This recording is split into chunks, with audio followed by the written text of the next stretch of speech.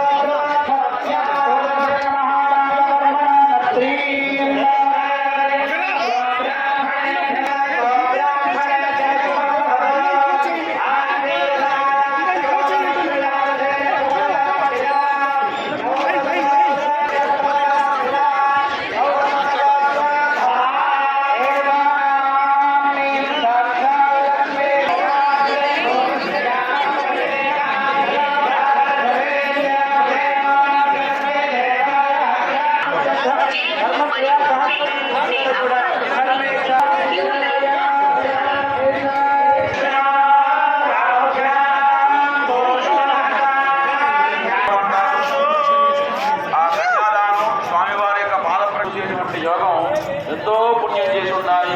అటువంటి పుణ్యం మనం చేసుకొని ఈ కళ్యాణంలో పాల్గొన గోత్రము పూర్వకాలంలో 7 వంశాలు చూసేటువంటి వాళ్ళు, తర్వాత 3 వంశాలు చూస్తారు మన పూర్వీకులు.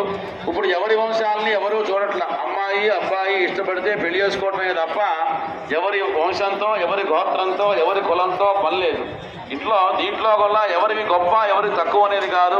ఎవరి కులానికి సంబంధించిన ఆచారములు కొన్ని ఉంటాయి. కాబట్టి ఈ జమదగిరి మహర్షి ఎవరయ్యా అంటే పోలస్య బ్రహ్మగారు అనేటువంటి ఆయనకి ముని మనవడు, అలాగే భృగు మహర్షి గారికి మనవడు, అలాగే రుచిక మహర్షి అనేటువంటి ఆయనకి పుత్రుడుగా ఈ జమదగిరి మహర్షి యొక్క తాత ముత్తాతల్ని వర్ణించారు. అలాగే ఈ రేణుకా ఎల్లమ్మని ఇక్కడ ప్రస్తావన చేస్తూ మహారాజు గారు అనే కుమార్తెగా ఈవిడ ఇక్కడ అభివర్తించడం జరిగింది.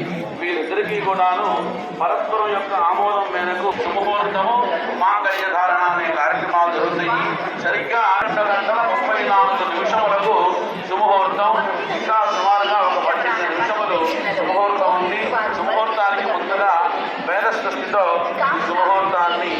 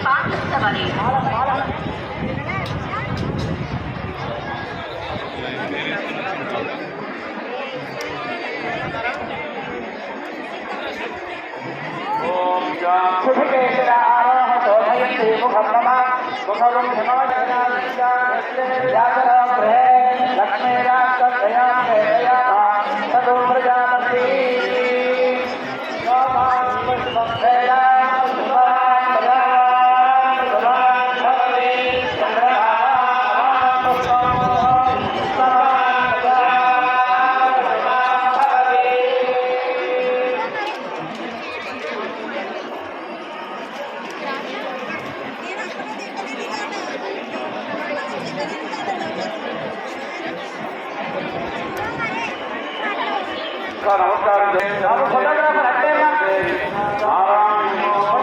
దగ్గర చూసి